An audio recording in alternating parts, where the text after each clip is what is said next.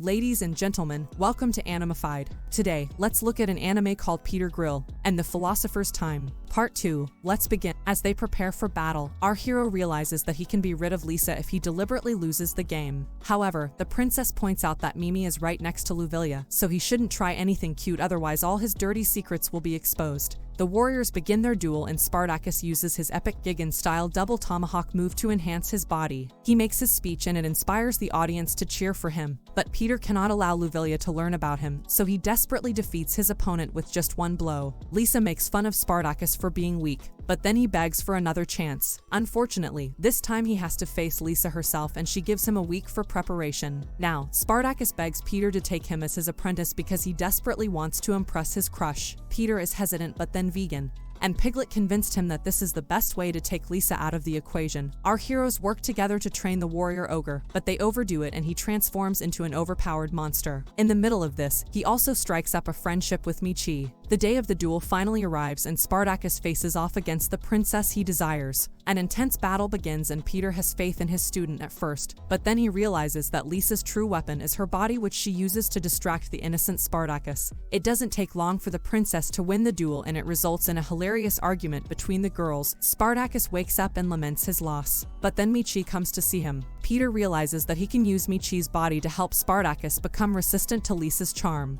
The ogre warrior is against this idea, but then Michi flirts with him and he gives in quite easily. Now that he's confident, Peter urges Spartacus to have a rematch with Lisa, but he refuses as he has fallen in love with Michi. Then Lisa tries to tempt Peter away from the prudent Luvilia, and it makes him doubtful. However, his fiancée arrives. After that, his mind becomes clear again. However, she mentions that the goblin invasion has begun, so our heroes rush to the scene. As expected, the other girls also followed them as they refused to hand Peter over to their rival. Goblins are commonly taken as creatures for pleasure, but there comes a time once a year when a female goblin experiences an extreme and unresisting desire for contemplating such lustrous hunger to satisfy their undying desire. Goblins gather in groups, under one queen, to attack human settlements, with men being their common prey. As this particular time arrives, the tables have turned. The same men who used to take goblins for pleasure are now running for their lives, saving themselves from becoming pleasure slaves, and praying for forgiveness. Seeing this unrest in villages of his state, the king decides to take strict action against the goblin army,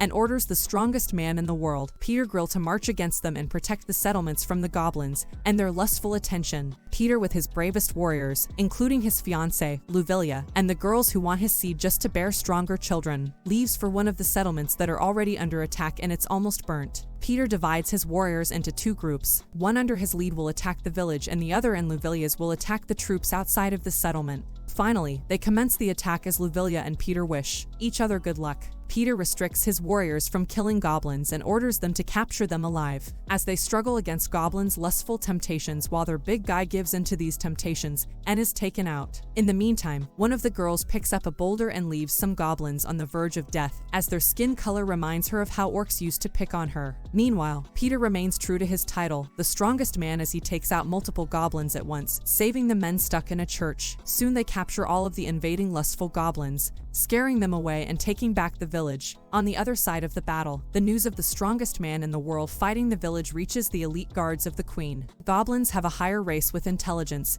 thinking that he will be a great gift for their queen. They capture Luvilia and wipe out her warriors. Back in the village, the girls forced Peter to the room for his seed. As the news of Luvilia's capture reaches him, he breaks free of their temptations and runs for the queen's guards. For the sake of Luvilia's life, he has to surrender and is taken to their queen for pleasure. While he's being taken there deep through the caves, his clothes get ripped off. But despite this, there remains still a small feeling of excitement, thinking that the queen is going to be some beautiful maiden, as he has never gotten the chance to get lucky with his fiancée. The naive Peter actually believes that babies are born by holding hands and hoping for a child. To his bad luck, the queen is anything but gorgeous. To be precise, something monster-like, straight from a nightmare, and then the queen's lust dripping like drool begins to. Well, I don't have to tell you what happens there. If you know, you know. Following this wham bam, thank you ma'am act, Peter is thrown in a cell all covered in sticky honey-like serum from the queen. The girls are concerned that his precious and strong genetic juice is being wasted on lowly goblins, and they cannot stand it, saying it belongs only to them. So they decide to sneak into their caves and rescue their strongest Peter, while commenting that it's pathetic that he surrendered to those goblins,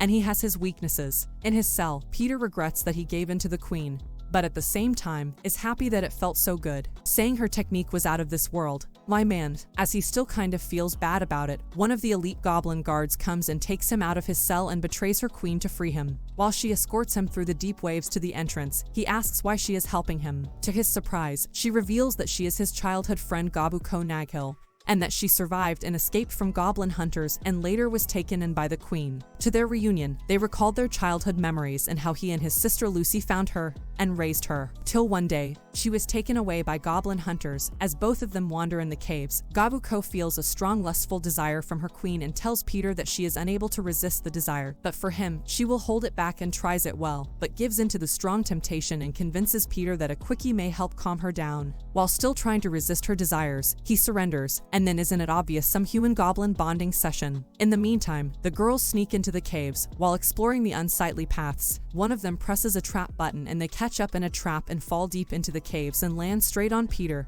and Gabuko as they are busy. Seeing Peter and Gabuko like that, girls are quick to criticize him, saying his pride has fallen so much that now he is satisfying a goblin. As they argue, Kenji, the goblin expert, joins them. Peter, stunned to see normal and calm goblins around him, and asks how he was able to calm them down and claims it'll be a big help if this is possible. Kenji's answer is simple: give them what they want, but he is taken down before he could explain anything else by goblins. Soon they all realize that they are surrounded by goblins. Peter and Gabuko run to Luvillia's cell to set her free, while everyone else fight the green menaces. As the news of Gabuko's betrayal reaches the queen, she becomes extremely mad and screams, which frightens not just goblins, but humans too. Everyone gets captured and is presented before the huge and monstrous ruler, so she may decide their fate. After being labeled as a traitor, Gabuko, who is shivering with fear of the queen, defends herself by saying that she had to save Peter as he is like family to her. But hearing this, the queen mocks her by saying, "We took you, raised you, and gave you a roof, while you were paid our empathy with treason," ordering her guards to slaughter the entire lot. As goblins rush to kill Gabuko, Peter defends her and says, "I'm grown now and I'll protect her this time," while addressing the queen that humans have done worst with goblins, but she is no different from them. As goblins are overpowering them,